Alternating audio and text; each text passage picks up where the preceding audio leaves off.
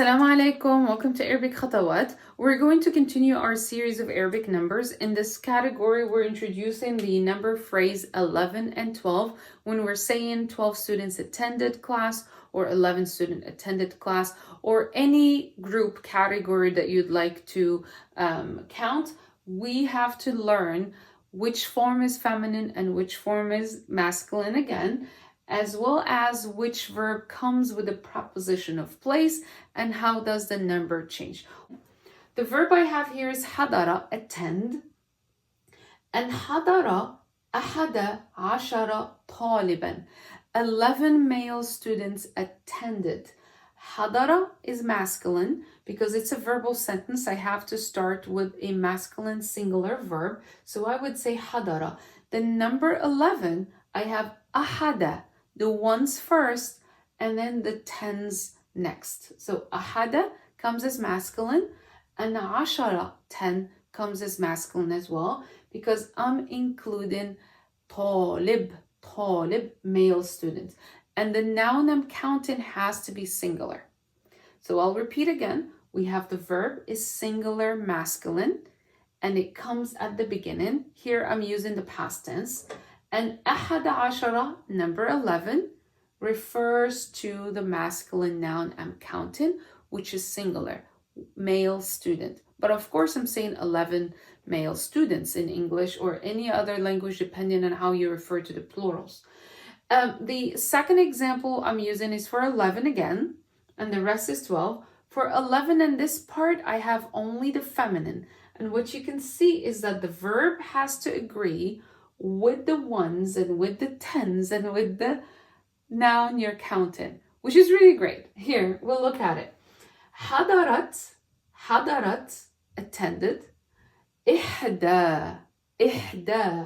This is the feminine form of ahada. Ihda ashrata taliba. 11 female students attended. Hadarat ihda ashrata taliba. The easy part about number 11 when you're using it to refer to a group of female students, starting with 11 and 12, of course, you have to make sure that the feminine is included in the verb because it's a verbal sentence. The feminine is in the ones, which is referred to here as alif maqsura. And then, of course, the feminine is included in 10, which is ta marbuta. And, of course, the taliba. So you have feminine, 4 words. Number 11 and number 12 are quite different because 12, I'm using a verb that comes with a preposition. So I can show you how number 2 changes. Like we learned in the first video that number 2 can be different if you have a preposition of place that comes before it. Like when you say, I met with, التقيت ب طالبتين, I met with 2 female students. The exact same thing happens to number 12 as well. A preposition of place will impact number 2 in number 12. So what I'm doing here is I will start over here. There we go. I have سلمت على, I greeted. So the verb سلمت comes with a preposition, and the preposition is على. It's like when you're referring to peace be upon you, السلام عليكم. سلم على, greet someone. I would say سلم على فلان, سلم على أحمد, سلم على علي, سلم على أيمن. So any person I would include after greet someone, you have to use على with the verb greet. So here I'm using ala, of course, because I have the verb greet, and I'm changing 12. 12 usually is إثنا عشرة. But because I have a preposition, I'm saying سلمت على اثني عشرة طالبا. I greeted. So the 12 students, 12 is masculine. The 10 over here is masculine. And then the student is masculine. The only change I have, whatever broke the pattern for me here from saying ifna, including alif, is that preposition ala, because I'm using greet someone. The second example, I'm using حضر, attend. حضر does not have a preposition of place. So what I would say is 12 male students attended, and this is quite easy. I would say حضر 12 طالبا. حضر masculine, 2 masculine, 10 masculine, and طالب masculine. So I have no indication of feminine over here and no indication of a preposition of place that would change this alif over here. So alif stays, إثنا, because حضر has no preposition. I'll move on to the other example where I'm using only the feminine, student, female students. And I'm starting with, I greeted 12 female students. سلمت على 12 طالبة. سلمت على 12 طالبة. I greeted. This has nothing to do with the student. It's me greeting the 12 students. So I would only indicate the feminine over here. 12 طالبة. I'm using اثنتي over here because I have the preposition of place that broke my pattern, which is على. على اثنتي. Then I have 12 again, but this 12 I have 12 students attended, 12 female students attended. So I would say حضرت 12 طالبة. In this example, the verb is a reference to the students, female students attending. So the verb has to be feminine. حضرت 12, and here there is no ya, it's alif. 10, it's feminine. And طالبة is feminine. So basically what you're doing is you're breaking down number 12 to 2 sets. For the masculine, you have to remember which verb you're using before you mention 12. And again, for the feminine, you have to make sure which verb you're saying before you're stating 12. In 11, let's say سلمت على 11. It won't change, even if you're saying سلمت على in number 11. Because the rule here is masculine, masculine, masculine, and masculine. But over here, you have a preposition. Number 2 is the one that gets influenced by the preposition. We learned that in the first video. How does that work if I need to memorize this? All you have to do is look at this chart, and I'll post it for you on the community. What you could do is remember that number 11, you're using the ones masculine, the tens masculine, because you're counting a masculine noun.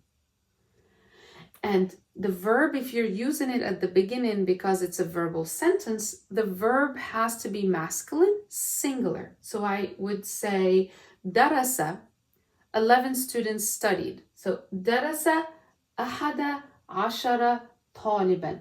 Even the noun over here has to be masculine. And it has to be singular over here. So both this noun that I'm using, like you could see over here, it's singular form. It's not طلاب, it's طالب. All of them, the noun is singular. As I move on to 11, the feminine part, the verb has to be feminine, and it has to be feminine singular. Then I go to 11 to count 11 females. Then I'm saying 11. 11 has to be feminine. The 1 is feminine. The 10 is feminine, and you can see that the ta is over here. And the noun I'm counting has to be feminine. The noun I'm counting has to be feminine singular over here. And I have the example of طالبة. I keep going to the second part. The second part, which is 4 examples that I have included over here, I have them right here as well. I have number 12 with a verb that doesn't come with a preposition, and I use the verb حضر, and I'm saying حضر 12. حضر 12 طالبا. So the student here will also be singular. All of them will be singular. And then I'm saying حضر 12 طالبا. قرأ 12 طالبا. The verb I'm saying does not come with a preposition of place. The number 2 over here in 12 does not change. But if I'm stating a verb that comes with a preposition of place, like I studied with, or I lived with, or I talked to, all of those verbs come with a preposition. So what happens when I use 12? The number 2 changes and I have to place the ya over here. Again, we will have number 12, but this time I have the feminine. I keep the ta for the feminine, ithnata, and I keep the ta marbuta on the tens, ashrata, and of course the noun will be here feminine, singular over here. And then what I'm going to do is I will be using a verb with a preposition. I lived with 12 female students, or I studied with 12 female students, or I taught 12 female students. The verb that I will be using will have a preposition of place. Then that preposition of place will change the ending of number 2 over here. And all you have to do is go اثنتي عشرة طالبة without taking away any indication of feminine. In both examples over here, you see the green part, you'll keep the ta in number 2 to refer to the feminine, and you'll keep the ta and ta in number 10 to refer to the feminine. And I hope this was helpful. I know it's quite a lot, but we'll be posting this in the community. You can look at it and see how you can form your own examples. Remember, the verb you're using to refer to a group of people, like you talked to someone or a group of people attended, the verb, the preposition it comes with it, impacts or changes the ending of number 2, which is the ones of 12. So if you have any questions about this, you can always put them in the comment section. And in the coming video or the upcoming video, we'll be looking at number 13 over here and number 19. So all the number phrases from 13 to 19 and what is going to happen.